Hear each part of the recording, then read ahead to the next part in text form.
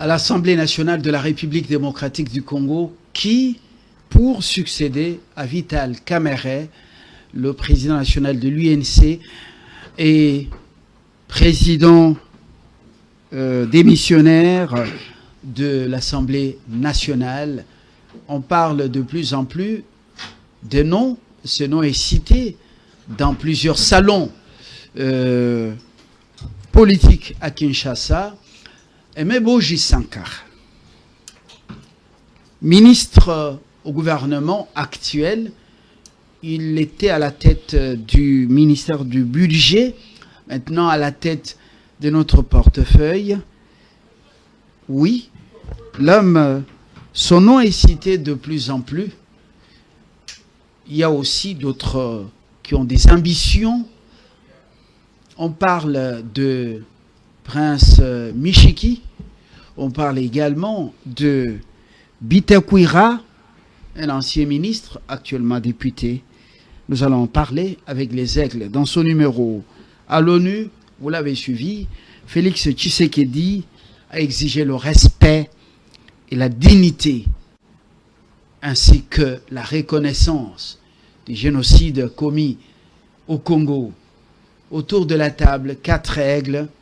Je commence par ma gauche, John Kankonde. Il est le président national de PNEC et il est un des grands communicateurs de l'Union sacrée de la nation. Bienvenue pour la première fois, John, à cette cour des aigles.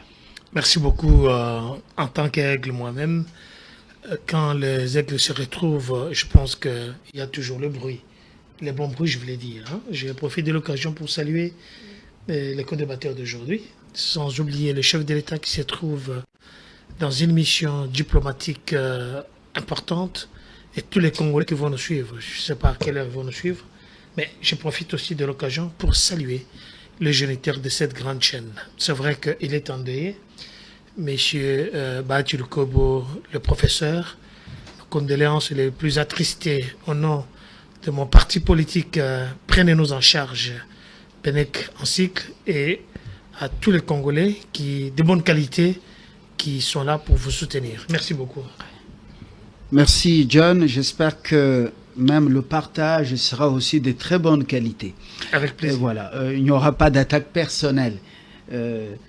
Mon complice de tout le temps, Blaise Mukenge, éditeur de magazine le plus réputé, le plus crédible de la toile. Il s'agit de Africa TV, Africa TV Network. J'ai confondu Africa TV. Africa avec oui. K. Bien voilà, sûr. Africa TV Network, je dis le plus crédible parce que vous racontez des choses qui tiennent la route. Il n'y a pas la recherche des vues et la recherche de ce que YouTube procure.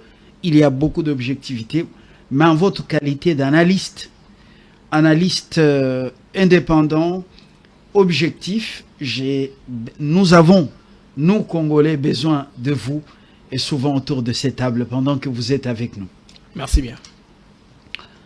À ma droite, c'est un homme que j'ai vu il y a longtemps, Normand Santima.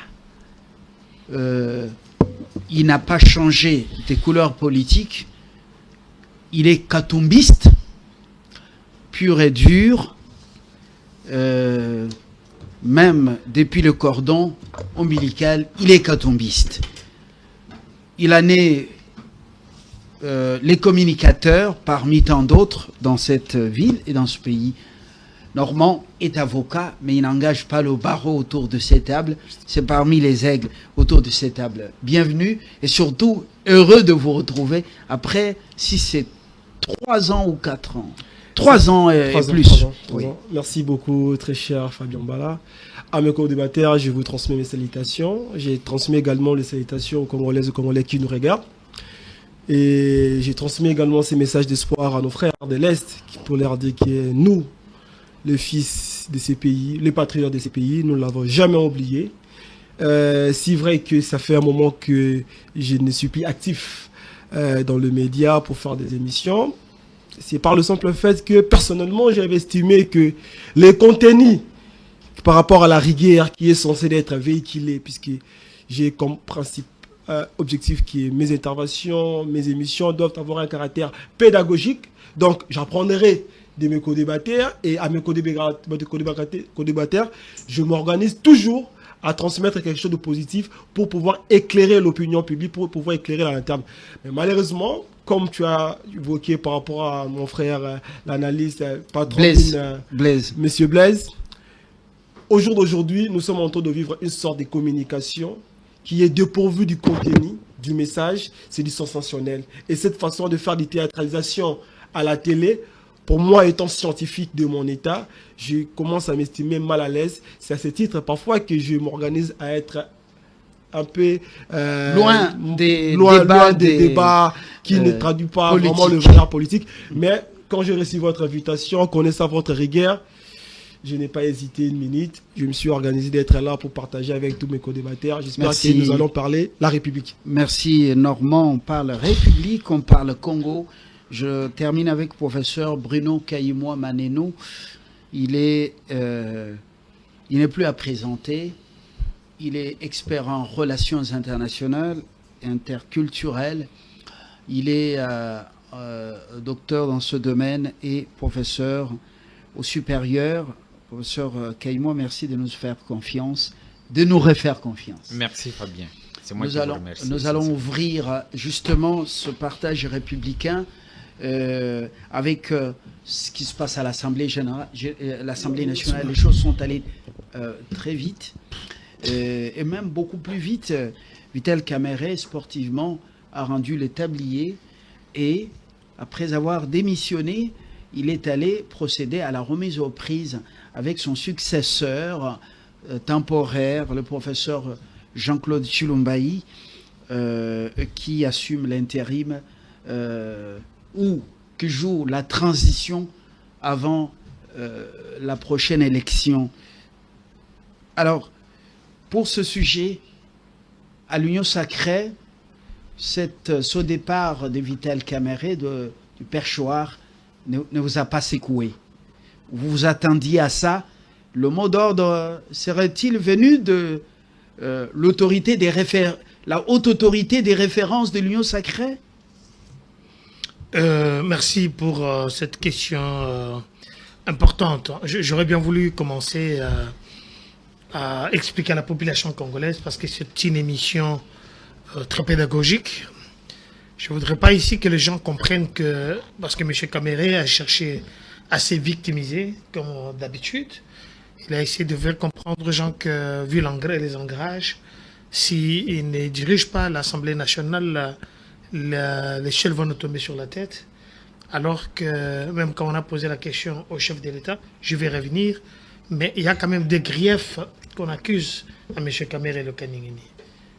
Les députés l'accusent d'abord, d'une mauvaise relation sociale avec beaucoup d'élus, une position floue vis-à-vis de la situation politico-sécuritaire. Tout le monde a vu à ses côtés Mme Munongo, qui a été faire prendre le vin rouge avec les dissidents, on peut dire, les terroristes présumés, comme M. Franck Djongo et les autres de l'autre côté. On a vu M. Moïse Nyarugabo, qui est avec les terroristes de l'autre côté, alors qu'il garde encore son mandat à l'Assemblée nationale. Troisièmement, on l'accuse de manque de sens élevé d'écoute. Et quatrièmement, c'est vouloir se transformer en maître d'école, donneur de leçons lors de débats. Cinquièmement, c'est tendance à vouloir humilier les députés à chaque prise de parole lors des plénières. Rappelez-vous ce qui s'est passé avec l'honorable Mabindi Kolobor, et qui s'était offusqué à un certain moment parce que son nom a été vraiment déformé par l'honorable Vital Kamerhe, le président. Et sixièmement, c'était la méconnaissance et l'importance des autres à l'Assemblée nationale. Cette pétition a été engagée. Un offre de soulagement la procédure est en cours pour pouvoir le remplacer. Il nous revient, selon la dernière information, on est monté sur ce plateau ce vendredi, que 2 membres du bureau Caméré, 3 plutôt, seraient déjà sauvés, notamment la questeur, donc le rapporteur Jacques Njoli, la questeur Chimène Poli et Chimène Lunda, et on parle aussi de la questeur adjointe.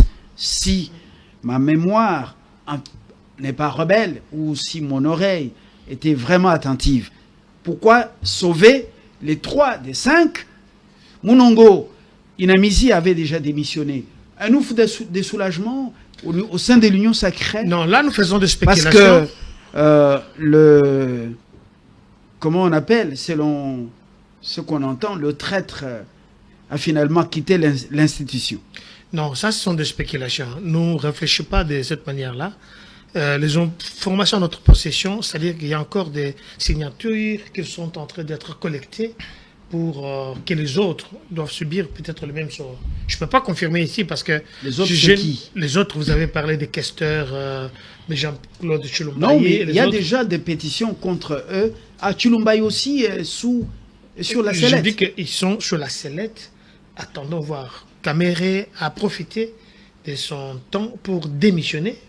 Comme Mme Munongo, s'il n'avait pas démissionné, la procédure allait continuer. Vous devez savoir ici qu'il a démissionné devant le président de différents groupes parlementaires de l'Assemblée nationale.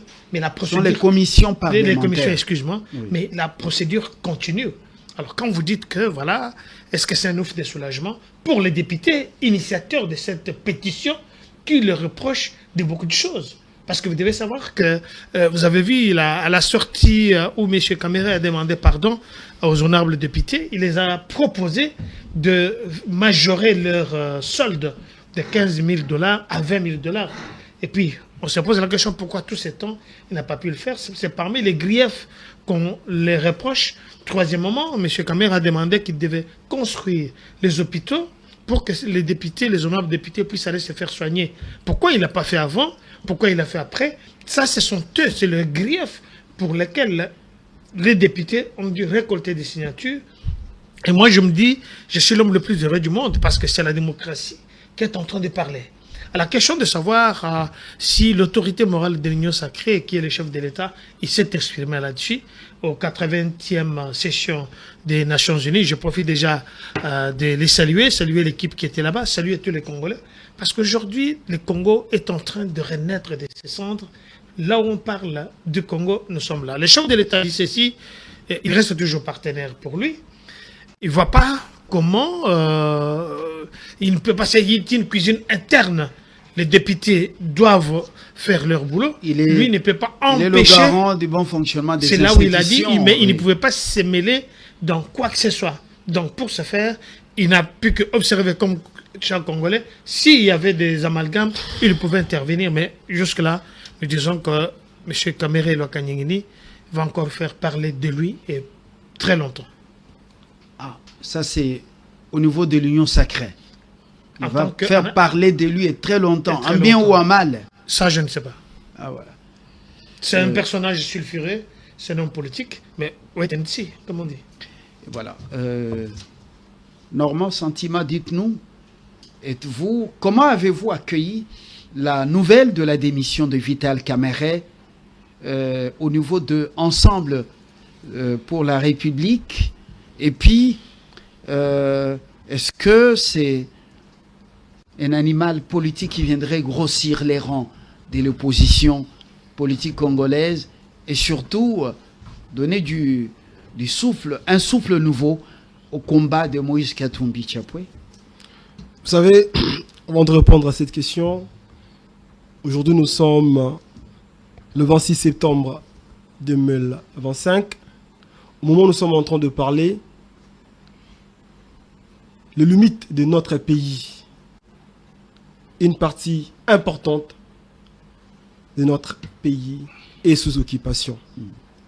La logique, pour nous, Ensemble pour la République, on aurait bien voulu que le débat relatif comment rétablir l'autorité de l'État sur l'ensemble du territoire national, comment faire de sorte que nos frères et sœurs qui sont en train de vivre des situations chaotiques, continues, qui semblent aujourd'hui se considérer comme étant les délaissés de la République, être pris en charge par les personnes dont, qu'on le veuille ou pas, par rapport à leur fonction, ils sont dotés d'un mandat de peuple qui traduit l'émanation de la population congolaise, du peuple congolais. Et donc, si aujourd'hui, par rapport à mon frère ici, mon co-débatteur, qui est le président du parti Prenons-nous en charge, hein? Adressez-vous aux journalistes. C'est le parti Prenons-nous en charge. Prenons-nous en charge de l'Union sacrée. Oui. En évoquant les multiples raisons qui ont fait que les députés nationaux puissent prendre l'option de demander à M. Kamer et à autres députés de sa composition de pouvoir démissionner ou de quitter. Malheureusement pour moi, je n'ai pas attendu les questions qui touchent au quotidien des Congolais. J'ai plutôt attendu des déclarations de position purement égoïstes. Et je pose la question de savoir si la sacralité de cette Assemblée nationale est et reste toujours l'émanation de la pensée des populations congolaises ou des peuples congolais. Nous tous ici présents, je voudrais les dire et mettre tout le monde en confiance. Ce qui se fait, ce qui est en train de se faire à l'Assemblée nationale, cela n'engage pas le peuple congolais. Cela est purement la volonté des groupes de personnes égoïstes qui ne pensent qu'à leur situation, qui veulent monter de 15 000 à 20 000, qui veulent avoir encore de véhicules palissades de nouveau, qui veulent encore voir leurs conditions de vie être améliorées au détriment pendant que nous avons le sujet important qui nous dérange. Nous avons l'Est de la République aujourd'hui qui est mitigé. Nous avons l'Est de la République aujourd'hui dont l'autorité de l'État n'existe plus. Eh bien, le député qui devait avoir cette même rigueur, cette même vivacité, de pouvoir poser des vrais débats sociétals pour voir comment nous pourrons entamer, comment on pourrait avoir des stratégies pour que l'autorité de l'État soit établie. Et voilà les députés qui s'est organisé, M. Fabien, avec beaucoup de regrets, a entamé une démarche antipatriotique. Posons-nous la question d'aujourd'hui. Bukavu, Goma, occupés. Et les députés nationaux, la préoccupation majeure, c'est l'amélioration de leurs conditions de vie. Vous me permettrez, je vais m'exprimer en lingala. Banamboka boko talanga iboy bayete ke baye baye dans l'Assemblée nationale. Oye kotumisa bango et isu subi noté et iba pochi na bango. Et à nous de nous prendre en charge pour défendre notre pays. Et voilà. Professeur Kaïmoa, vous avez suivi qu'ensemble estime que c'est un événement. L'Assemblée nationale ne s'occupe pas des problèmes des Congolais et surtout ceux qui sont dans les territoires sous occupation rwandaise et leurs affidés. Alors, comment personnellement vous avez accueilli ce départ de Vital Kamerhe du perchoir et éventuellement les noms qui sont cités, si Bouchir et plutôt Michiki et Bitakuira, ce sont des noms de gens qui sont habitués avec l'opinion, mais Boji parle de moins en moins. Il est plus au gouvernement et on sait que le poste revient au Grand Kivu. Et à votre humble avis, le choix, si réellement c'est celui du président Tshisekedi, est-il un choix judicieux? Est-ce que ce n'est pas opposé Aimé Boji, qui a des relations très profondes avec Vital Kamerhe, des relations familiales. Il faut se limiter à ce niveau pour dire l'essentiel. J'ai utilisé des formules beaucoup plus amadouées. Oui, merci Fabien pour m'avoir associé à ce débat. Sincèrement, c'est un débat qui a lieu dans un moment aussi important de nos sociétés parce que, vous savez, la peur de la balkanisation de ce pays que nous avons toujours eu, n'eût été les changements positifs, les changements qui a lieu aux États-Unis, le fait que Trump soit là, peut-être que la situation allait s'accélérer. Permettez-moi de rappeler les faits. Lorsque la République démocratique du Congo accède à son indépendance, il y avait un plan pour balkaniser le pays. Le secrétaire général adjoint, celui qui venait après Dagar Makjord, il avait appelé ça les défis congolais. Donc lui ne voyait même pas que le Congo allait tenir pendant 2 ans sans être divisé. Il y a un secrétaire général qui était mort pour avoir accepté que ce pays maintiennent ses frontières actuelles. Donc, c'est juste à partir de l'indépendance que le plan de diviser ces pays avait vu jour. Je vais quitter les années 60 pour venir très rapidement vers les années 80 et je vais me focaliser sur le Grand Kivu. Donc, je vois le Nord Kivu, le Sud Kivu et les Maniema. Je vais rappeler un fait important. Pourquoi c'est le Kivu dans la politique de Mobutu, qui était la première province qui était découpée? Les gens oublient ces faits. Les Kivu étaient découpés pour une raison.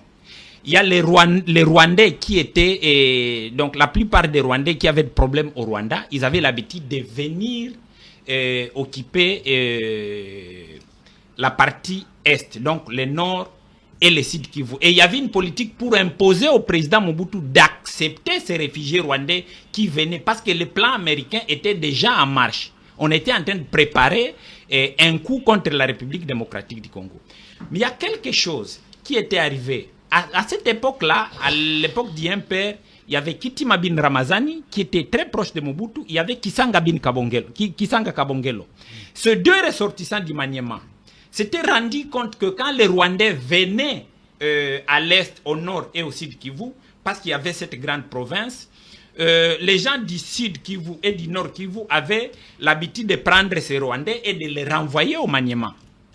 Avec le découpage, ils s'étaient rendus compte que c'était une opportunité pour couper court à ces problèmes.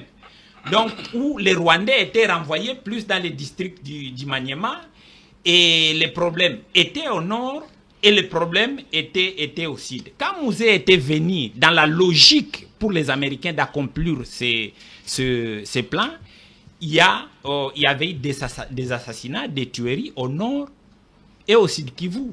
Et la province du Maniema a eu la charge de prendre, dans les dernières années, de jouer le rôle de l'oncle de Joseph Kabila. Je ne vais pas rentrer dans cette histoire-là, mais il est important de comprendre de quoi il est question. Quand Mouziro était assassiné à Bukavu, moi j'étais étudiant, je venais de commencer mes études à l'université catholique de Bukavu. J'habitais l'aumônerie catholique de Bukavu. J'avais même rendez-vous parce qu'il y avait un professeur de l'université catholique de Bukavu qui était assassiné. Mouziro devrait venir nous visiter. Mouziro devrait déjà être béatifié. Mais l'Église catholique, dans les enjeux qui se passent au niveau international, a dit retarder le projet de béatification de Mouziro, mais on est parti prendre Tchoui. Nous sommes en train de dormir. Dans d'autres pays, on proteste, on conteste même les béatifications. Pourquoi on est allé prendre les messieurs du Nord Kivu et on a laissé les dossiers de Mouziro? Combien d'évêques de Bukavu ont été assassinés? Ça, c'est pour faire pression à la population de Bukavu de ne pas continuer à protester. Il y a Mouziro qui a été assassiné, Kataliko qui a été assassiné, et il y a Maroy, je crois moi, qui a été encore assassiné.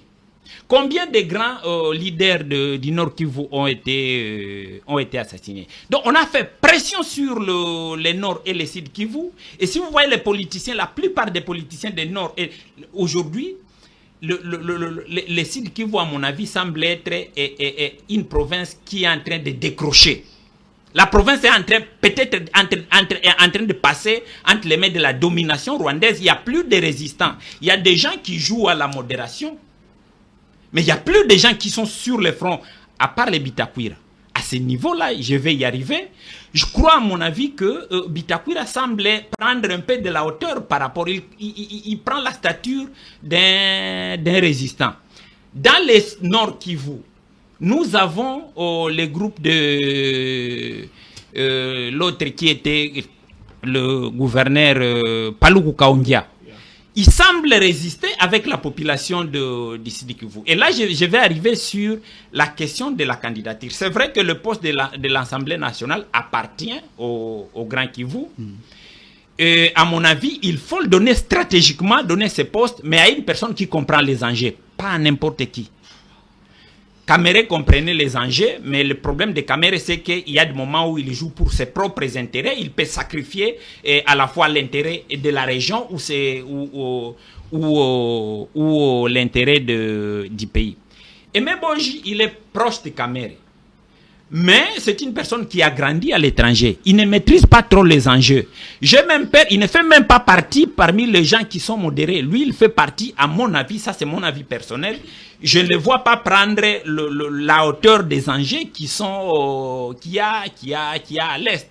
Donc, si on me demandait, moi, de donner mon point de vue, ces postes, soit on devrait lui donner à Paluku Kaongia, soit on devrait lui donner à Bitakura, parce qu'ils ont de la hauteur, ils comprennent les enjeux, et ils sont en mesure de dire non aux Rwandais. Parce que, Fabien, que vous le vouliez ou pas, quand on est président de l'Assemblée nationale, il y a des contacts qui se prennent avec le Rwanda. Est-ce que Aimé Boji sera à la hauteur? C'est ça la peur que moi je. Parce que la plupart des autorités du Sud Kivu ont été neutralisées. Et d'autres, je vois même le professeur Bahati, il prend une position de la modération. C'est pas une personne qui a trop peur, mais c'est pas une personne qui est aussi sur la première ligne. Pourtant, on a besoin dans les grands Kivu d'avoir des gens qui sont à la hauteur des enjeux. Et il faut mettre à la tête de l'Assemblée nationale une personne à la hauteur des enjeux. Déjà au Sénat, on a une personne qui ne parle pas trop. Mais il ne faut pas qu'on nous mette Meboji qui ne parle pas aussi trop au niveau de l'Assemblée nationale. Ça sera neutralisé un peu. Quand il était au Sénat, président de cette chambre, mais c'est un homme, au-delà de sa sagesse, qui a toujours pris position ouvertement contre l'agresseur. Et vous connaissez, c'est parmi les plus grandes victimes de cette barbarie rwandaise, avec le pillage les pillages de ce qu'il a investi sur place par sa sueur, la cimenterie de Katana et également la ferme, la ferme qui s'occupe de la transformation, ferme des transformations des tomates à Kisheke. Alors, les Rwandais ne font que piller et leur supplétif, piller les histoires de Bahati et détruire ces hôtels, et ainsi de suite, tous ces investissements, mais ils ne s'attaquent pas aux infrastructures ou bien aux autres biens ou aux biens d'autres acteurs politiques. Ça, c'est quand même curieux. Vous dites il est modéré, mais pourquoi on pille ces histoires? Oui, si j'ai dit qu'il est modéré, c'est parce que, sincèrement, il comprend bien les enjeux. Il comprend bien les enjeux. Et à un certain moment, les gens comprennent que c'est la seule personne qui, à un certain moment, il faut abattre. Et lui, il joue à la prudence par rapport à cette question-là. Et donc, s'il était resté à l'Assemblée nationale, mais lui, il est au Sénat. Avant le choix du Sénat, oui. Est-ce que il ne serait pas la personne indiquée? Il serait le candidat idéal, mais il est au Sénat. C'est ça. Moi, je suis en train d'analyser par rapport aux enjeux. Lui, il est au Sénat, il ne peut plus... Bon, à moins qu'on décide de le faire quitter le Sénat pour l'amener ici, parce que lui, il comprend les enjeux. Mais si on le fait quitter le Sénat pour aller à l'Assemblée nationale, eh ben, il va se poser un problème. Lequel? C'est l'espace Grand Kivu. L'espace Grand Kivu va récupérer l'Assemblée nationale. Oui, l'espace Grand Katanga va rester au Sénat. Oui, il y aura équilibre. Voilà, il n'y a pas de souci. Est-ce que c'est possible? Ça peut se faire. On dit aussi que Aimé Boji, un de ses frères, serait vraiment un atout important et c'est la famille M23. Et c'est la famille d'Aimé Boji qui a fait propulser la famille Kamere. N'oublions pas ça. Moi, est-ce qu'il va faire la différence par rapport à Kamere? Ça, ce sont des questions qu'on doit se poser. Ce sont des questions en rapport avec le pays, la nation.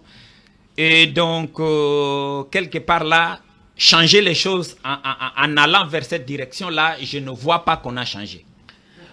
Blaise Mukingi, vous avez suivi justement la prise de position de Penec et de Ensemble et cette analyse qui reste équilibrée de la situation par le professeur Kayimoa.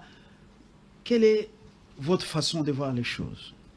Bon, ma façon de voir les choses d'abord sur le remplacement de Vital Kamerhe, je pense que le temps n'était qu'opportun que cela puisse avoir lieu parce qu'on ne peut pas être dans une même classe, une même famille politique et être tout le temps en contradiction, hein, ou donner l'impression au public qu'il y a une sorte de pomme de discorde. C'est-à-dire que le président de la République et Vital Kamerhe, qui est le président de l'Assemblée nationale, deuxième personnalité du pays, ne sont pas dans la même odeur de sainteté. Ça, c'était pas très bien pour les ennemis du pays, qui pouvaient profiter de ces fissures-là, n'est-ce pas, pour trouver où entrer. Je pense qu'il était grand temps d'harmoniser les choses. Et d'ailleurs, le chef de l'État, il a un mot qu'il a répété au niveau de New York, mot d'ordre. Vous savez que lorsqu'il y a eu la réunion inter-institutionnelle, un mot d'ordre fut donné. Alors ces mots d'ordre-là, je pense que Vital Kamerhe, dans la difficulté d'appliquer ces mots d'ordre-là, je pense qu'il a sauté par lui-même. Bon, il y a deux mots-clés, deux phrases clés que je voudrais ici revenir sur ce que le chef de l'État a dit au niveau de New York. Il a dit cuisine interne. Ça, il dit que il n'a rien à voir avec ça. Des deux, il a dit quoi? Il a dit je ne suis pas dedans sur la démarche qui est purement parlementaire. Je n'ai rien à voir avec ça. Vous voyez, il a lavé les mains qui ressortent. Mais bon, est-ce que c'est pas un langage politique quand on sait que après les primaires, ils étaient au nombre de 3, Bahati Lukwebo, Vital Kamerhe et Christophe Mbosso. Eh bien, à l'issue de ces primaires, Vital Kamerhe a été reçu par le président de la République, son allié. Avant même l'élection du bureau, il l'a salué. Et les médias officiels a laissé, comment on peut dire, le live, nous le disons souvent dans les jargons, lorsqu'on fait le montage d'un reportage, ils ont laissé le live sciemment. Et le président saluant Vital Kamerhe de manière chaleureuse, il a dit « Monsieur le Président de l'Assemblée nationale ». Là, les députés n'avaient pas encore élu. Autrement, Félix Tshisekedi avait imposé son allié à la tête de... Bon, vous allez me dire violation de la Constitution, la proximité qui a il avait... Mais ça pouvait paraître quoi? Comment on dit? Une petite blague, une sorte d'humour. Oui. Mais il a dit, Monsieur le Président de l'Assemblée nationale, avant le vote, est-ce que un homme qui a... Et vous voyez, le mot d'ordre a été suivi. Ou on peut dire cet humour a été suivi de plus près parce que c'est l'autorité, la haute autorité des référents de l'Union sacrée. Est-ce que Félix Tshisekedi ne s'est pas débarrassé d'un allié encombrant qui cherche à faire chavirer le navire? Il a fait intelligemment en prenant les distances. Quand on dit je n'ai rien à voir avec ça, vous comprenez? C'est une procédure interne au Parlement. C'est qu'il n'y a pas lieu que Vital Kamerhe puisse prouver pour garder une dent contre Tshisekedi parce que ça ne vient pas de lui. Je pense qu'il a répondu à la question de Christian Sakwenou. Si je ne me trompe pas, clairement. Il a dit je n'ai rien à voir avec ça. Vous voyez? C'est une procédure purement interne au Parlement. Ce que vous ne devez pas oublier, c'est la proximité légendaire, je veux dire, entre Tshisekedi et Kamerhe. Ils sont venus ensemble de Nairobi, n'est-ce pas? Ils ont créé Cash Cap pour le changement. Ils s'étaient promis l'un et l'autre. Hein? Moi, j'ai toujours dit qu'ils ont placé la charrue avant les bœufs. Quand je suis président, toi, tu seras Premier ministre sans connaître d'abord la majorité parlementaire. Il fallait que la majorité parlementaire soit là pour qu'ils se décident finalement quel poste prendre. Vous savez quelle confusion il y avait quand le président Félix Tshisekedi a prêté serment. On ne savait pas où placer Kamerhe. Finalement, il s'est retrouvé dans le cabinet. Vous savez ce qu'il y a eu. Bon, comme c'était un membre important avec son poids parlementaire, il a pesé dans la balance. Il est devenu ministre de l'économie. Vous voyez? Alors, cette proximité-là avait toujours lieu. avait toujours sa raison, c'est pas moi d'être, était toujours considéré par les chefs de l'État. C'est ainsi que les mots d'ordre de voter pour Vital Kamerhe à l'Assemblée nationale furent respectés. Ça sont des jeux de coulisses politiques, parce que l'UDPS étant la première force politique du pays, bien sûr, avec sa mosaïque, hein, au niveau du Parlement, ce sont eux qui ont porté Kamerhe. Kamerhe a des membres, je pense, moins de 50 députés à l'Assemblée nationale.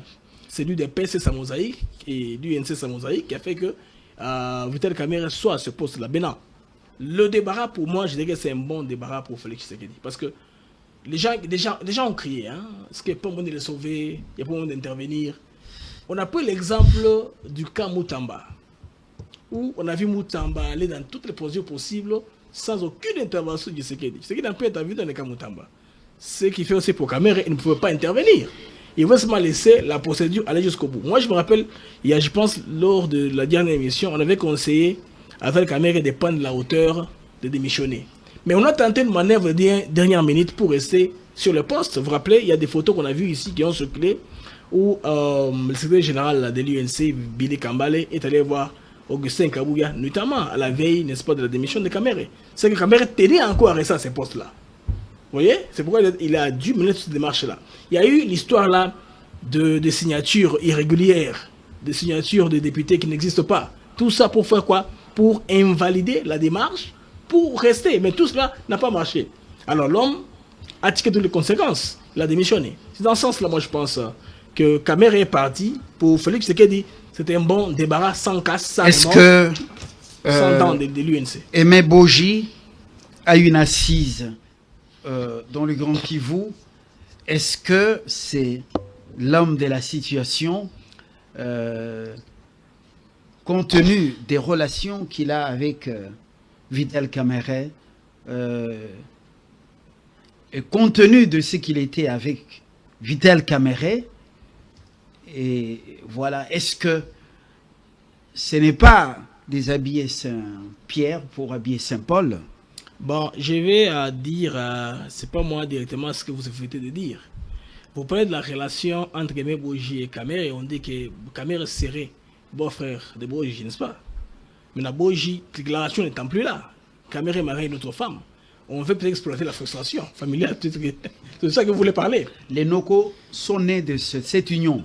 Je sais pas. Les Noko sont nés de cette union. Et il n'y a pas totalement coupure ou rupture. Il y a encore les enfants qui sont non, là, mais les enfants sont là, ils appellent papa, ils appellent tonton ou oncle Muyombe. Hein? C'est Muyomba ou bien Muyombe? Muyomba. Ah voilà. Sans pour autant entrer dans leur configuration familiale, moi j'irai avec l'analyse du prof. Le prof vous a dit que les deux qui sont un peu appropriés, il faudrait penser à Julien Paluku et Justin Bitakwira, parce que les deux là étant, en maîtrisant le dossier, hein, ils peuvent créer de l'équilibre connaissant la hauteur des enjeux du Kivu. Mais Bitakwira, voilà. Vous pensez que Bitakwira et Paluku peuvent être des pions importants durant ce mandat, le reste du mandat de Félix Tshisekedi, et par rapport aux enjeux actuels? Merci Fabien. John. Je crois que notre ami de l'ensemble a essayé de nous faire peur ici avec ces larmes de crocodile, mais je vais revenir. Vous comprenez que quand on dit que Bahati Lukobo, le professeur, il est, je peux dire, d'après ce que le professeur a dit ici, qu'il est modéré. La question qu'on se pose, j'en ai parlé sur d'autres médias, les vidéos sont devenues virales là, sur le net. Je me suis posé la question. Comment expliquer que l'usine de ces grands messieurs, qui est M. Bahati Lukobo, est en train d'être pillée au vu et au sud de tout le monde? Deuxièmement, cette usine de transformation des tomates, M. Bahati Lukobo a investi au pays avant d'être politicien. C'est-à-dire qu'il veut le bien-être de sa population. La question que je me pose, Baït Yulukobo ne paye pas sa loyauté envers le chef de l'État. Suivez mon regard. Comment expliquer l'autre là? Il a aussi les biens dans le même contrée. On n'a jamais touché à ces biens. Comment les hôtels de Baït Yulukobo, on va piller, prendre même des carreaux? Est-ce qu'on amène tous ces usines au Rwanda directement? Les usines, je parle bien de cette usine-là, qui a été dépiécée, amenée directement au Rwanda. Alors que les biens de l'autre là, dont on est en train de parler, l'autre là, ses biens sont protégés. Alors on se pose la question. Monsieur Baït Yulukobo est en train de payer sa loyauté envers le chef de l'État. Comment je le sais? Monsieur Blaise, quelqu'un annonce la prise de l'aéroport de Kavumu. Quelque temps après, comme s'il était devenu le porte-parole du gouvernement. Quelque temps après, c'est l'aéroport de Kavumu à Bukavu qui est tombé. Il ne va pas me contredire, monsieur le professeur. Oui. Quelques jours avant, on nous annonce 318 morts à Moba. La même personne qui nous annonce 318 morts à Moba, on le voit circuler normalement et qu'il a été même contredit par le général porte-parole du gouverneur, de l'armée. Troisième moment, la même personne nous annonce la chute de Bukavu et de Goma.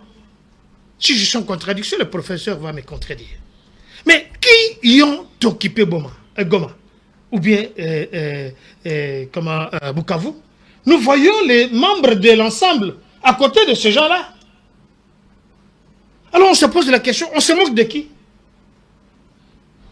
Donc, vous faites partie d'un groupe terroriste qui tue, qui crée la désolation. Et on vient ici nous dire, non, voilà, ça sont des larmes de crocodile. Alors que le géniteur de l'ensemble, il a des députés à l'Assemblée nationale. Quel est leur boulot? Le travail des députés, c'est quoi? Est-ce qu'ils ont fait une motion pour dire, on continue à tuer? Voilà, on ne peut pas continuer comme ça.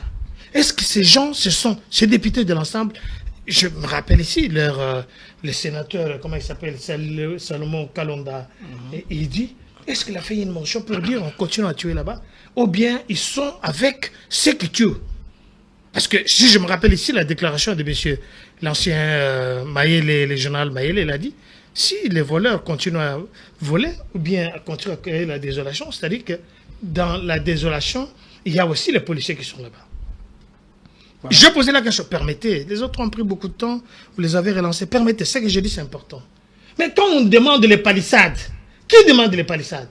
C'est-à-dire que si le député demande les palissades, il y a aussi le député de l'ensemble pour la République qui demande aussi ça.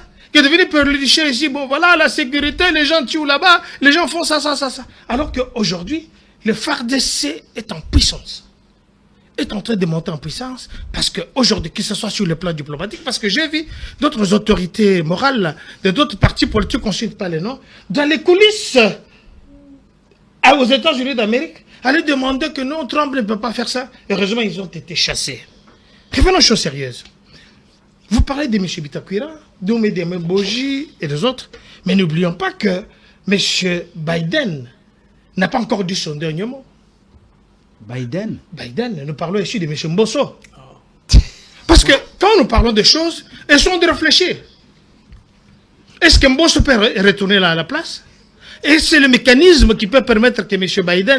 Mbosso puisse rentrer à cette place-là. Vous l'appelez Biden. Biden est malade. Il est sous le poids de l'âge aux États-Unis. Nous parlons de Bitakwira. Vous parlez de nous Biden. Parlons de quoi? On a parlé de quoi? Bitakwira, on a parlé de Julien Paluku et des autres. Mais écoutez, les contextes Prince actuels. Michiki, voilà. Il y a aussi à boire et à manger dans ces personnages-là. Je ne vais pas les attaquer ici. C'est légitime. Hein? Je dis que c'est légitime. Si quelqu'un veut accéder à un poste important, on le laisse finir. Il peut postuler. Voyons voir comment ça va se passer. Ça, c'est le jeu démocratique que le chef de l'État a demandé. Laissez la démocratie fonctionner normalement. Alors, là où le bas blesse, j'appréciais votre introduction. Vous nous avez ramené l'histoire de M. Mobutu quand il a commencé à faire le découpage hein, oui. de l'autre côté. C'est vraiment très pédagogique. Mais ici, d'autres temps, d'autres mœurs. Est-ce que quand Mobutu était là, on pouvait parler de M. Kamere Lwakanyingini Kingi? Est-ce que aujourd'hui, si nous regardons le parti politique de M. Kamere, est-ce qu'il y a encore des gens qui sont là-bas? Parce que la majorité, les autres têtes qu'on a vues, ils sont partis. Voilà. M. Kamere est resté l'ombre de lui-même avec son parti politique, avec sa femme, avec son secrétaire général. Sinon, on aurait vu les manifestations comme dans les temps de Moutamba, qu'on a vu il n'y a pas très longtemps. Est-ce qu'on a vu? Donc vous reconnaissez que Moutamba, c'est un potentiel challenger. Là, ça vient de vous. Non. Mais c'est un Congolais, nous sommes en démocratie. Je dis que vous reconnaissez, c'est un potentiel Non, challenger. je n'ai pas dit ça. Je dis que je suis politicien, je suis politique. L'objectif politique, c'est de faire quoi? C'est d'avoir le pouvoir, le conserver pour longtemps. Si Félix Tshisekedi se conserve le pouvoir pour longtemps, c'est légitime. Si le docteur Kankonde sera challenger, comme l'a eu, comme l'a fait mon jeune frère Rex Kazadi et les autres, c'est légitime. Voilà. Ok. Merci beaucoup, John Kankonde. Normand, on termine ce premier sujet. Vous avez voulu que ça soit vraiment qu'on parle Congo. Justement. Voilà. Est-ce qu'on va parler, on va procéder? On dit qu'il y a eu, comment on appelle ça? On a fait sortir les médias. Une séance à huis clos. Après, une première partie couverte par la presse à l'Assemblée nationale. On apprend aussi que 3 personnes du bureau Kamere seraient sauvées. Alors, finalement, vous, au niveau de Ensemble, Madame Yinamizi fait partie de votre formation politique. Vous allez proposer une autre personne où vous vous trouvez hors jeu. Ça ne vous intéresse pas. Écoutez, Ensemble pour la République comme étant un parti politique républicain, quand il s'agit de parler de la République, nous avons toujours l'option de pouvoir y être présent, puisque à tout moment qu'on parlera de la République sans nous, ça nous inquiète. À tout moment qu'il s'agirait de parler de la République, si notre présence aura pour option d'apporter un appui positif, nous sommes là. Et si vous s'avérait que Madame Yinamizi Dominique Munongo, princesse de Bayeke, s'est retrouvée au sein de ce bureau, si elle avait la logique des règlements d'ordre intérieur de l'Assemblée nationale, où l'opposition, proprement dite, est appelée à pouvoir occuper un poste afin d'être l'œil de l'opposition dans les institutions, dans un bureau définitif de l'Assemblée nationale et ou du Sénat. Malheureusement, ce qui n'a pas été le cas avec l'honorable sénateur Salomon Idi Kalonda, que je transmets mes salutations. Et donc, Ensemble pour la République, à ces moments, par le biais de notre secrétaire général Dieudonné Bolenge Tengue, tuera toutes les conséquences, il donnera sa position. Mais s'il faudrait évoquer les débats qu'aujourd'hui nous sommes en train de discuter, comme je l'ai dit tantôt, qu'on est en train de s'organiser par M. de Penec, un parti politique qui transmet une pensée positive pour le bien-être des Congolais par rapport au débat actuel, mais qui, avec beaucoup de facilité, nous parle de Res Kazadi comme s'il s'agissait d'un saint. Pour son information, il faut lui rappeler que Res Kazadi s'est identifié comme étant membre de l'AFC M23. Il faut lui rappeler ça, que prochainement, quand il s'agit d'évoquer des personnes comme étant de saints, Res Kazadi n'est pas un saint. Ensemble pour la République, comme étant une formation politique, a de membres. S'il s'avère que un membre, en dehors de la vision du parti politique, entame une démarche dont le parti ne le soutient pas, comme également aussi il y a eu de membres de l'Union sacrée, qui ont été des candidats députés de l'Union sacrée avec le fusil de chef de l'État, qui aujourd'hui se retrouvent avec Nanga et les autres. C'est là, nous devons maintenant dire qu'il s'agit de l'émanation de l'Union sacrée. Vous comprendrez que, au-delà de partenir dans une famille politique, l'homme reste avant tout un homme indépendant. Mais cette indépendance, pour nous, Ensemble pour la République, doit tourner autour de bien-être sociétal. Donc, par rapport à ce qu'il est en train de vouloir chercher qu'il s'agissait de larmes de crocodile, non. Il s'agit par contre d'une préoccupation qui nous anime, qui nous guette dans le plus profond de nous, de voir qu'aujourd'hui, pendant que vous êtes en train de nous évoquer des questions relatives, de prendre en considération tous les problèmes de la République démocratique du Congo, Le vrai débat ne devait pas être autour de la personne des Camérés. On nous parle tantôt des accords de ci, des accords de cela. Non, vieux Biden. J'ai entendu citer le nom de professeur Batulu Kwebo, mon aîné Bitakure que j'apprécie beaucoup, monsieur le ministre Julien Paloukou. C'est pas ça le vrai débat, c'est pas le débat des Camérés. Le débat c'est comment rétablir l'autorité de l'État. Le débat c'est comment garantir la sécurité des Congolais. C'est ça le débat qui devait animer l'Union sacrée. Et voilà, les députés de l'Union sacrée nous ont montré une fois de plus que la préoccupation majeure, c'est pouvoir garnir leur santé financière. Ce n'est pas de s'inquiéter sur le bien-être des Congolais.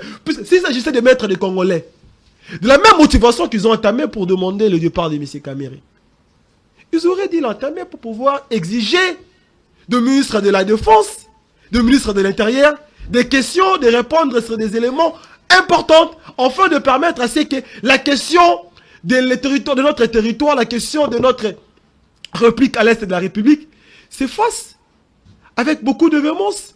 Que nos voyants Ouazalendo, qui au jour d'aujourd'hui semblaient parfois être trahis par rapport à la politique de l'Union sacrée, puisque en constatant avec ce genre de débats, permettez-moi de dire, les débats qui antipatriotiques, qui ne traduisent pas l'appartenance de notre pays par rapport aux enjeux de l'ère, non, c'est pour la République, nous l'avions constaté. Et nous le disons simplement que la préoccupation majeure des députés de l'Union sacrée, ce n'est pas de pouvoir répondre aux lettres des Congolais. Pour chiter, vous me permettez. Ensemble pour la République n'a pas donné de motion pour pouvoir évoquer sur les questions. Mais qui bloque les motions? Le président parlementaire et le président du groupe parlementaire Ensemble pour la République, je cite l'honorable Christian Mondo. On a donné des motions à plusieurs reprises. C'est la politique de l'Union sacrée puisqu'ils sont majoritaires. Ils ne veulent pas les débats démocratiques. Ils ne veulent pas de vrais débats. Les débats qui les préoccupent davantage, c'est les débats d'augmentation des salaires des députés. Voilà lui-même, il l'a évoqué ici.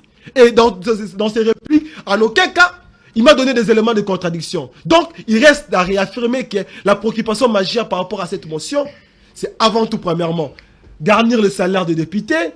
C'est avant tout créer un mécanisme qui va leur permettre de rester au pouvoir en détriment de valeurs républicaines. Je vous en reviendrai pour chuter, pour finir, pour ne pas monopoliser la parole. Ce n'est pas mon intention.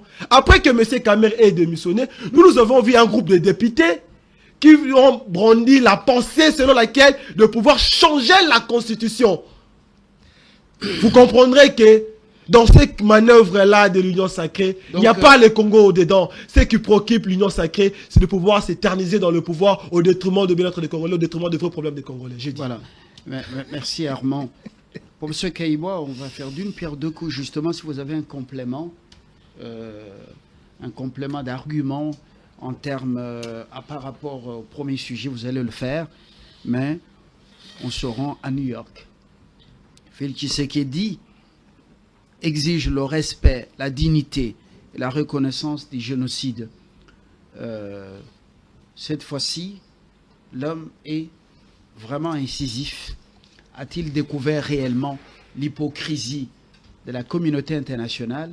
Quand vous vous souvenez que Trump avait dit, il a mis fin à la guerre de plus de 30 ans. Mais sur le terrain, la guerre continue. Et deuxièmement, il pointe un doigt accusateur à l'ONU. Il dit c'est l'ONU qui est l'attente, la lenteur, l'inaction de l'ONU. Nous l'avons suivi. Professeur Keïmo. Oui, merci Fabien. Permettez-moi de revenir juste pendant quelques minutes dans la première question pour insister sur le fait de dire le président de l'Assemblée, ce n'est pas n'importe qui. Donc c'est pourquoi moi, cet enjeu, la nouvelle personne qui doit venir occuper la présidence, ça doit être une personne qui doit apporter une contribution de taille par rapport surtout aux enjeux de l'Est. Et donc, connaissant les contextes politiques de notre pays, on a dit que ce poste appartient au Grand Kivu. J'aurais souhaité vraiment que les gens y pensent à fond pour émettre cette responsabilité à une personne qui maîtrise bien les enjeux. À un certain moment, je ne sais pas juger le président de la République. Parce qu'il y a certaines décisions, quand il prend, il sait pourquoi il a pris. Donc, il a dit, si lui, il estime, si par exemple Meboji reçoit l'aval du président de la République, je dirais qu'il y a quelque chose d'important qui est connu. Donc, il y a des choses qu'on ne peut pas dire sur le plateau par rapport à cette question. Mais l'enjeu qu'on est en train de faire là me rappelle les études que j'avais fait un master de mobilité où nous, on était partis en Italie pour étudier la mafia italienne. On est venu à Bilbao pour étudier le terrorisme basque. Et chaque fois qu'on négociait sur le terrorisme basque, on appelait l'institution, la structure qui a créé le monstre terroriste basque. Bon, je ne vais pas rentrer dans le fond de cette question. Le message est même très bien passé. Donc, ce sont les grands qui fabriquent les terroristes et les banditismes. Donc, c'est pratiquement, c'est comme on dit, Israël aurait créé le Hamas pour... mais franchement, le monde est pourri. Bon, si cela est vrai, voilà. Oui, allons à New York. Donc, à un certain moment, donc pour je ne veux pas... Boji doit être un choix stratégique. Si sur base des données fiables, intéressantes, moi, je n'ai pas toutes les données sur Boji, ça je dois l'avouer.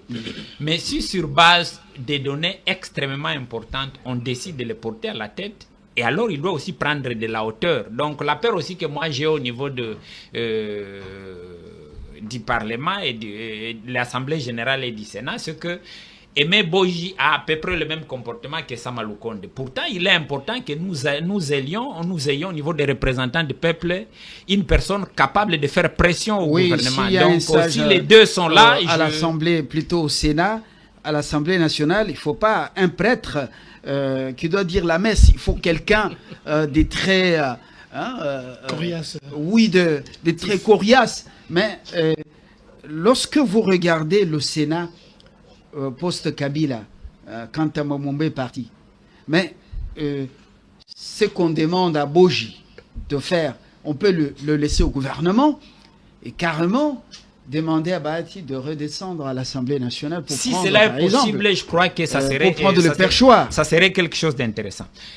Allons à New York, ce qui s'est passé à New York. Les gens condamnent Trump pour dire il a dit qu'il a fini la guerre à l'Est. Finir la guerre, c'est quoi? C'est dire, par exemple, au Rwanda, il a dit au Rwanda au moins, il dit vous devez mettre fin à ça. Trump, c'est un des présidents qui est ultra occupé. Il a donné l'ordre, il revient aux Congolais d'accélérer le processus, de profiter de ce processus. D'ailleurs, moi, je continue à dire... Nous sommes déjà à la seconde thématique, et c'est donc, on amorce la chute. Oui, voilà. Je vais dire sincèrement que on ne doit pas espérer ou attendre du président américain de faire tout le travail par rapport au processus. C'est le seul président qui a affaibli le régime rwandais. C'est le seul président qui n'a pas réussi Kagame comme un prince. Est-ce que vous savez, Fabien, qu'il est arrivé au temps de Bill Clinton que Kagame prenne l'ascendant sur le président français? Ça, c'est arrivé avec les démocrates. Mais avec Trump, c'est pas passé.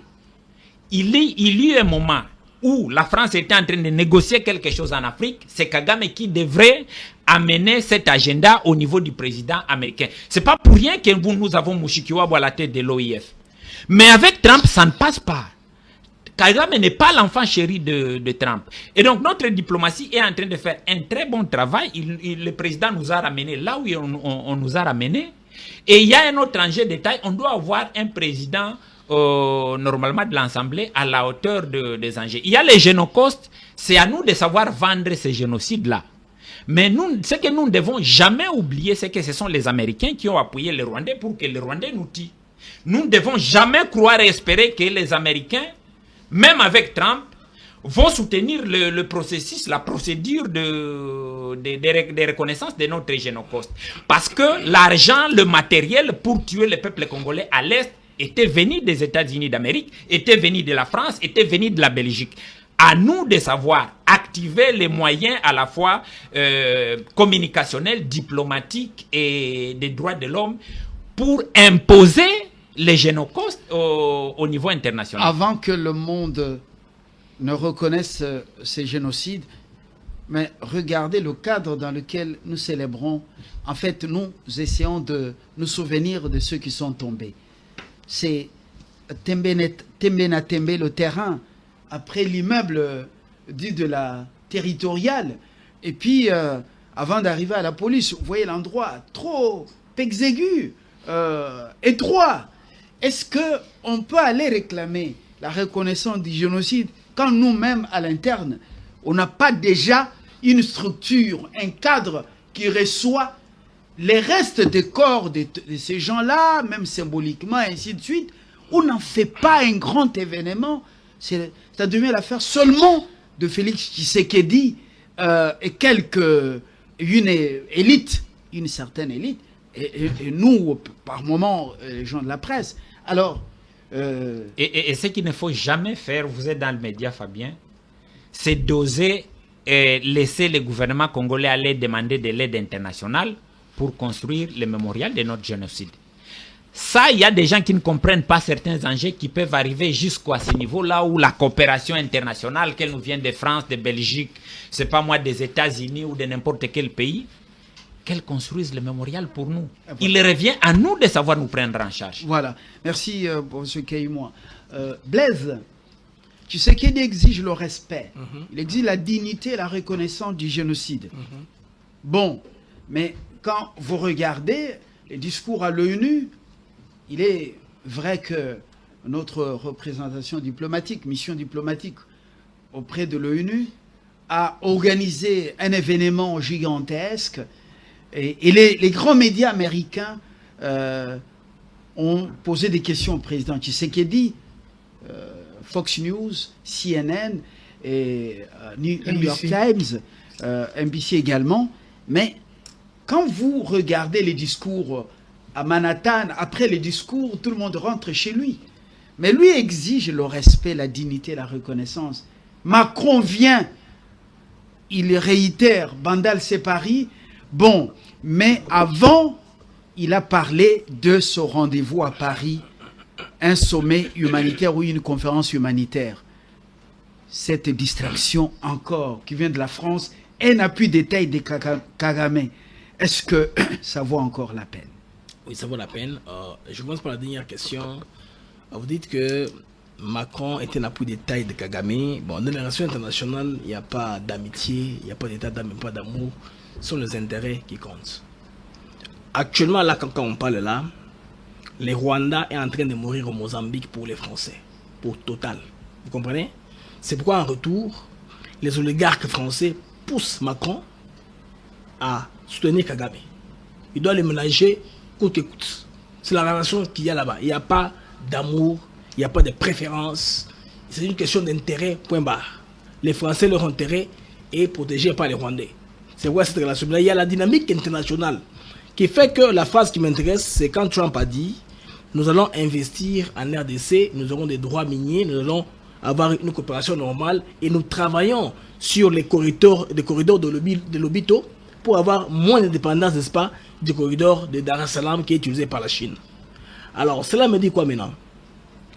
Les États-Unis ayant préféré cette fois-ci équilibrer, n'est-ce pas, là où ils vont avoir les matières premières ou les avoirs de la Chine, moi ça m'a confiance que quelque part les Congolais vont se retrouver. Parce que beaucoup de Congolais, le scepticisme commence quand on nous dit par exemple dans le cas dans le cas du mécanisme d'intégration économique, que les Rwandais aussi vont profiter de quelque chose si le Congo décolle. Il y a des Congolais qui sont mécontents de ça, pensant que parce que les Rwandais ont commis des crimes chez nous, si jamais il y a un chemin de fer qui passe par les Rwandais, on ne va pas travailler, on va se fâcher. Non. Dans le monde d'affaires, les choses ne marchent pas comme ça. Pour moi, aussi longtemps que l'investissement américain va porter une transformation, va porter le développement en RDC, tant mieux, c'est le mieux à faire. Vous vous rappelez de l'époque de la CPGL, CPGL de France, CPGL, Communauté économique des États des Grands Lacs. Voilà, Mobutu, des États du pays du Grand Lac. À l'époque, c'était la coopération qui était déjà. Nous sommes des pays voisins, nous sommes obligés à coopérer, quel que soit les temps dans lesquels nous sommes en train de courir. Par ce temps-ci, la formule que Tshisekedi a trouvée, c'est celle-là. Parce que ça me remet un peu à l'époque de la sécession katangaise, de Moïse Tshombe. Ces époques sont similaires. Imaginez le Congo à l'indépendance, veut décoller. La Belgique en tête Tshombe. Tshombe fait sécession. Il a régné pendant 3 ans. Qu'est-ce que le Congo a fait pour récupérer le Katanga? Ils ont fiché des Américains.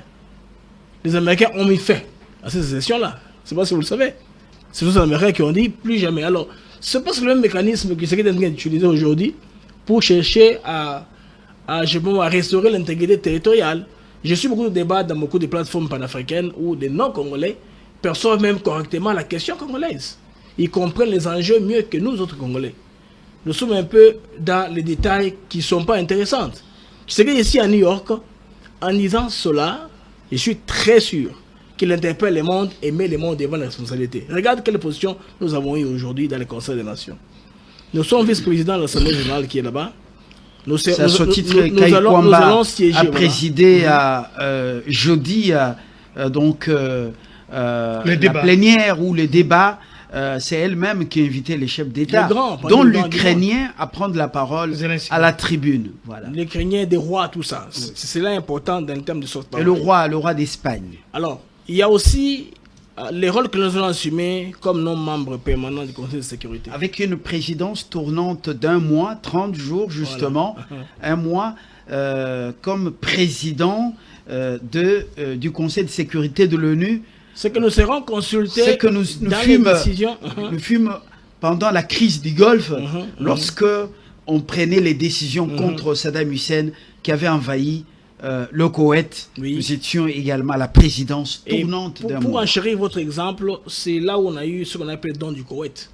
Toutes ces ambulances que vous voyez, les Land Cruiser, là, c'est parce qu'on a eu... Et l'avenue du 24 novembre a été construite à partir de Rond-Point Moulard jusqu'à l'UPN, grâce au fonds koweïtien.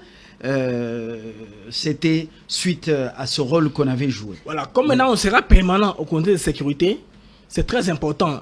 2026, c'est 25 ou 26 Non, 2026, 2027. 27, hein. Non, 2026, 2027. Voilà. On est membre non permanent du Conseil de sécurité. Nous serons là quand même. Ce qui fait que vous savez que la France est notre porte-plume.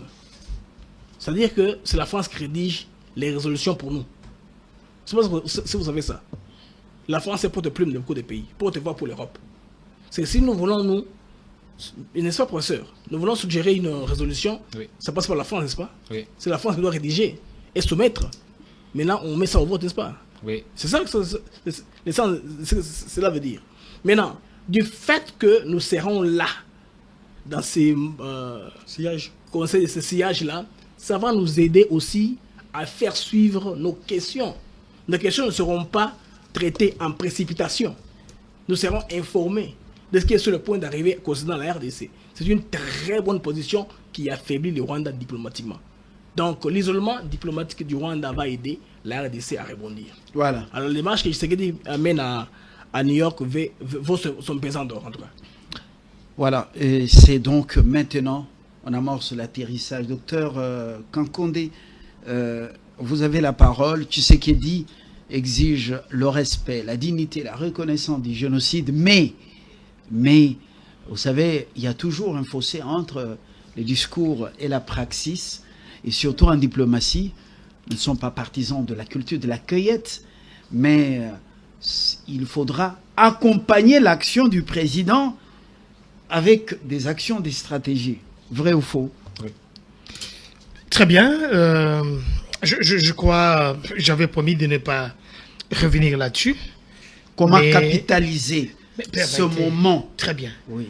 Très bien. Je reviens d'abord, juste une parenthèse, pour renouveler mon soutien à M. Bahati Lukwebo, qui doit redescendre à l'Assemblée nationale, où il aura la chance de briguer prêcher ses âmes, ses postes importants du deuxième responsable, bien personnalité politique de ce pays. Je pense qu'il a tous les atouts, vu sa loyauté vis-à-vis du chef de l'État, vu la position qu'il occupe dans l'Union sacrée, vu son passé politique. Je pense qu'il mérite d'être président de l'Assemblée nationale. Et nous soutiendrons cette candidature. Bon, j'ai entendu des choses ici par rapport à la restauration de l'autorité de l'État. J'aurais bien voulu entrer dans ces débats. Nous sommes à New York. J'y reviens, mais voilà, parce que vous voulez qu'on y passe. Parce qu'il y a des choses que nous racontons, alors que quand quelqu'un vient participer à cette émission, il rentre chez lui, il attrape les embouteillages comme dans des grands capitaux du monde. Il rentre chez lui, il n'est pas dérangé. Donc on nous parle de manque de l'autorité de l'État. Et qui doit établir l'autorité de l'État dans un pays démocratique? Je ferme la parenthèse. Le chef de l'État fait la rhétorique guerrière qui regagne du terrain et l'on assiste impuissant au retour du Vietnam. L'agression armée, guerre de prédation, des ressources et des conquêtes d'espaces vitaux. Le chef de l'État fait encore une déclaration pour dire « Nous voulons contribuer à la paix mondiale, mais la paix commence par la reconnaissance de notre propre tragédie. Reconnaissez la génocide congolais, soutenez notre combat pour la vérité et la justice. Aidez-nous à bâtir un pays durable. » Cela veut dire que le génocide, ça n'a rien à voir avec le génocide au modèle rwandais. C'est le génocide génocauste. C'est-à-dire, vous reconnaissez les génocides, mais les personnes qui ont commis le génocide doivent être poursuivies. C'est ce que beaucoup de gens ne comprennent pas. Alors, troisièmement, le chef de l'État demande aux Nations Unies d'instaurer un régime de sanctions ciblées, mais aussi contre les crimes économiques, crimes de génocide commis dans l'Est du pays. Par contre, le silence et l'inaction des internationaux à ces crimes appartient à la complicité des Nations Unies. Vous croyez-vous que ceux qui ont donné des armes à Kagame et des moyens pour agresser le Congo vont réellement le faire sanctionner ou le sanctionner? C'est là où je vais dire. Vous avez vu Kagame mettre sa queue entre les jambes. Il ne s'était pas déplacé pour aller aux États-Unis. Et il ne dort pas. C'est parce qu'il a senti que Tshisekedi serait là. Il a senti que Wagner Kaikwamba va pouvoir. Mais pour les gens qui combattent ces messieurs, ils n'ont jamais compris. Tshisekedi, dans son premier mandat, président de la République, vice-président de l'Union africaine. L'année qui suit, il est président de l'Union africaine. Ça a apporté quoi au Par pays? après, attendez. Ça a apporté quoi au pays? C'est une question tendancieuse. Contre la guerre qui nous est imposée. C'est une question tendancieuse. Quand on a vu les pieuvres qui étaient dans les cercles même du pouvoir, la majorité en profite. Aujourd'hui, ils réclament même les passeports. Alors qu'on les a fait venir dans ces pays, un homme libre. C'est ce qui m'étonne. Pourquoi ne pas reconnaître l'homme à son parti? Il est devenu président de la CAC. Il est devenu vice-président du Conseil de sécurité des Nations Unies. Vous verrez qu'il s'est dit partout. Non, c'est vice-président de l'Assemblée générale, la 80e. Effectivement. Voilà, c'est un poste stratégique parce qu'avant, on pouvait nous associer à un autre pays pour faire passer, entendre notre voix. Aujourd'hui, quand vous parlez de Thérèse Kaikwamba, Wagner, assise, introduisant le président Zelensky. C'est le Congo qui gagne. Ce n'est pas les Congolais de mauvaise qualité. Et là, ça nous permet que la diplomatie, au niveau où nous l'avons amenée, ça puisse produire de fruits. Ça puisse dire à tous ces gens-là, mais quand vous voyez M. Kagame ne se déplace pas pour venir, ça vous dit quoi? Qu'est-ce qu'il a avancé comme raison? Parce qu'il avait peur. Il s'est dit, mais avec ce monsieur, je ne sais pas où est-ce qu'il est prend. La personne qu'on a parlé... Son porte-parole.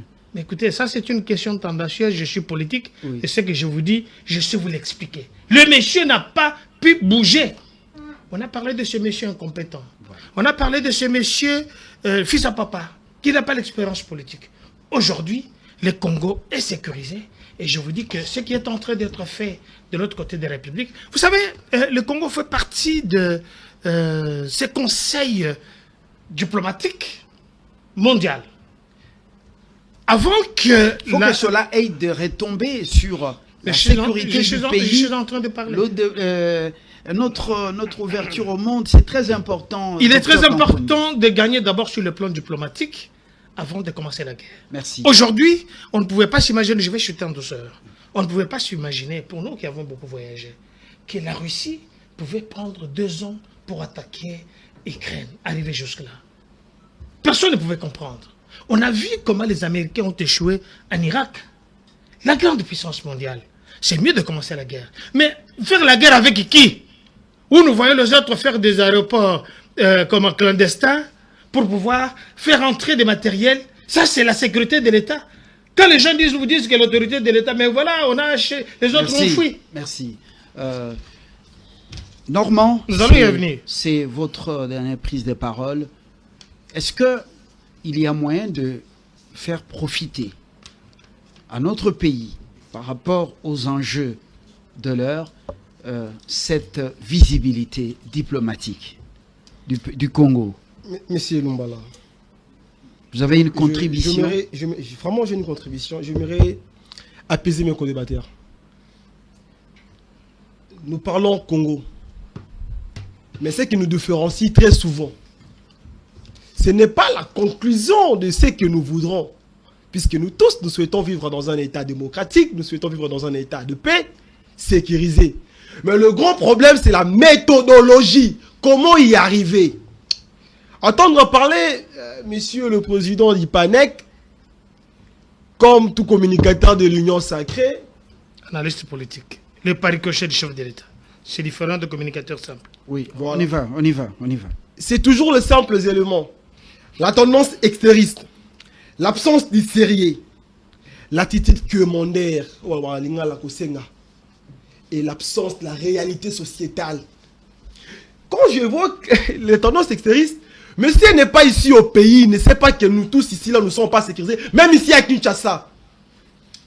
Pas plus tard qu'hier à Bandalou, on avait encore tué. On avait c'est qui? S'il vous plaît, il est en train de... Ceux qui ont tué, ce sont des personnes qui n'ont pas la volonté de vivre en paix. Micro. Puisque l'État a pour option de sécuriser tout citoyen congolais. Quand un petit cambiste qui se retrouve dénoncé, volé, puis on tire sur lui, c'est un Congolais qui a perdu la vie. Et c'est l'État dont vous êtes appelé de pouvoir animer ces institutions puisque vous êtes la majorité. Quand je vois que l'absence de sérieux, très souvent l'Union sacrée a tendance à évoquer des débats. Mais en conclusion, à l'interne, nous ne voyons pas. Vous avez évoqué un sujet de principe, une question principale. Nous parlons aujourd'hui, moi je suis parmi les fervents défenseurs de la question relative de la génocide économique de notre pays. Tu réponds à la question. Mais la question c'est de savoir qu'est-ce que nous en faisons dans notre pays. Comment nous le vendons ici? Est-ce qu'il y a de vrais débats qui se font dans les écoles pour pouvoir expliquer à nos enfants? Ça devait être le travail du ministre de l'Éducation nationale, du ministre de l'Éducation à la citoyenneté, le ministre de l'Éducation primaire et secondaire.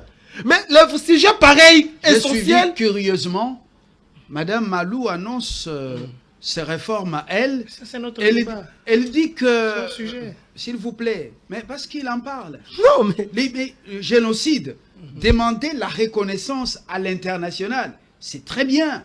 À l'interne. Bravo, le chef de l'État est au front diplomatique pour ce grand... C'est un événement qui ne s'est jamais produit dans le monde avec autant de morts. Mais à l'interne, qu'est-ce qui est fait? C'est vide, il y a un vide. L'école, qu'est-ce que l'école enseigne? C'est toujours Diego Cao, Diego Gao ou Diego Cao a découvert l'embouchure du fleuve Congo. Diego Cao. Et puis, oui, il est portugais. Hein? Ouais, c'est un portugais. Voilà. On nous a menti. Il a découvert l'embouchure du fleuve Congo. Mais à l'interne, Madame Malou Raïssa nous parle de celui qui va désormais donner cours à l'école primaire. Il doit avoir au-delà d'un diplôme d'État. Mais quelqu'un qui est formé, diplômé en pédagogie générale, Ça suffit. ça suffit pour qu'il forme les enfants. Le contenu de ces enseignements, le contenu est le même, avec autant de bêtises. Alors, vous dites, c'est ça les réformes? Non, mais finalement... Monsieur Lumbala, merci de me relancer, merci de me compléter. mais je suis en train Vous de avez tellement le tout moulin. dit que je vais simplement m'y atteler pour ne pas encore développer ces sujets. C'est l'absence de sérieux. Avant de pouvoir faire comprendre aux gens que nous voudrons sécuriser notre maison, nous devons avoir l'attitude de personnes qui défendent notre territoire. Mais malheureusement, le vrai sujet que nous apportons à l'international, à l'interne, nous ne l'apportons pas. Pour chuter, parce que j'évoquais des éléments, je parlais de l'absence tendance extériste, l'attitude du manque de sérieux, l'attitude commandaire. Nous sommes en train de chercher à demander. Mais l'argent que nous sommes en train d'aller financer les équipes, pourquoi ne pas les mettre afin que les pareils sujets essentiels, existentiels, identitaires de notre nation? Cette question n'est pas la question de M. le Président Félix Tshisekedi. C'est la question des Congolais. Nous devons en parler de génération en génération. Je vous rappelle, M. le Président de la République, humaniste de son État, s'est incliné devant le mémorial rwandais. Ça avait dérangé. Mais la question que je pose aujourd'hui, si un M. X vient au pays, il sera resté où pour pouvoir parler de nos morts? Je préfère pas en parler beaucoup. Ce sujet, je mériterai, sous votre permission, de demander à ce que nous puissions l'approfondir, puisque c'est un sujet qui n'a pas de questions politiques, c'est un sujet identitaire de notre nation. J'ai dit. Professeur Kayima, votre conclusion. Oui, je voulais dire par rapport, par exemple, à la question de Genoko, ce n'est pas seulement une question qui concerne les institutions d'éducation. Les partis politiques, toutes tendances confondues, opposition, majorité, devrait, sans qu'il y ait un mot d'ordre, le président des partis politiques le plus conscient, peu importe leur couleur politique, devrait s'approprier cette question. Ce n'est pas question de Félix-Antoine Tshisekedi, c'est une question de la nation congolaise.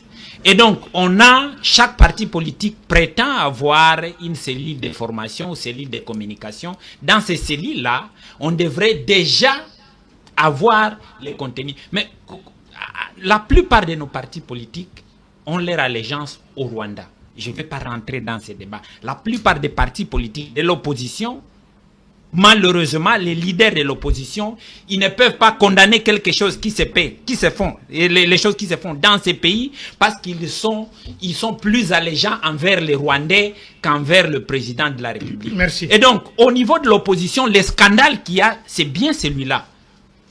Et donc, à un certain moment, il ne faut pas seulement condamner... Ibrahim et Soros, Georges Soros. Oui, nous savons qui ont été les du Rwanda. C'est pas votre temps. Et donc, je voulais dire, au niveau de l'éducation, oui, l'éducation va faire, le système éducatif va faire son travail, mais la politique et les différentes institutions, donc les politiciens doivent aussi intégrer cet aspect. Vous, les journalistes, vous devez aussi vous approprier ces combats-là. Vous, les enseignants, il faut qu'on commence par l'école maternelle.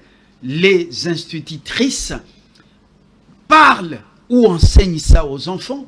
Ils montent à l'école primaire. Les enseignants à l'école primaire, monsieur et madame, parlent à leurs élèves, enseignent ça.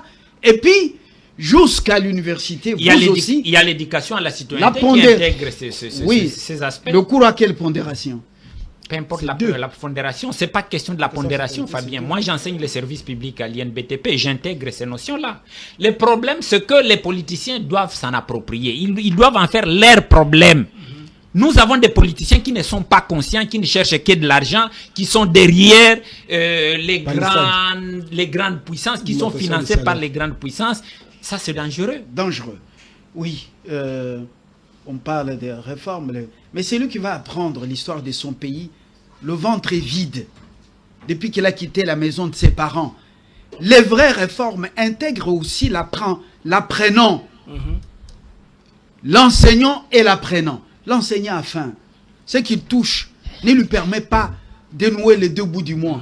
Et l'élève lui-même, il se débrouille pendant la récréation pour chercher des biscuits, un peu les pop-corn et un sachet d'eau.